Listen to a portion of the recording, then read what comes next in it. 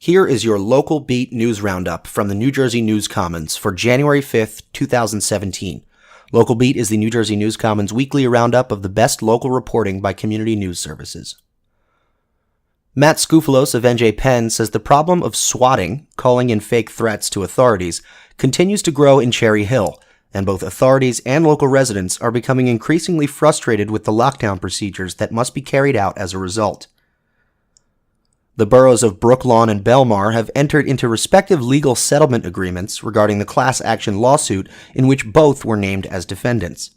Ann Forline of South Jersey Observer says the lawsuit relates to the annual Certificate of Occupancy requirements for rental properties in both boroughs.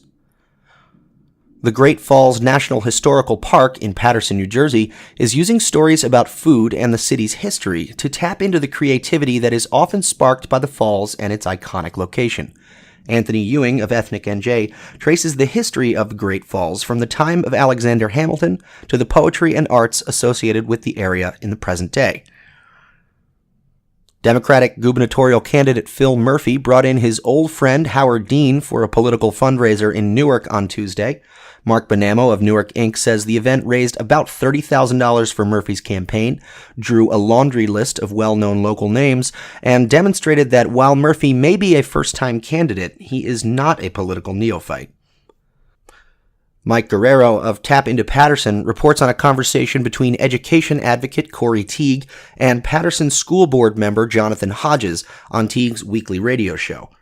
The conversation centered around the costs that local school districts must continue to shoulder when students are taken out of the public school system and placed into charter schools. Hodges says, quote, 40% of the costs associated with each student are still consumed by the district, end quote, even after a student is no longer in the system. Today, should expect highs in the lower 30s and partly cloudy skies. If you'd like to subscribe to our daily email newsletter, go to bit.ly/ccmroundup. For the Center for Cooperative Media, I'm Joe Amditis.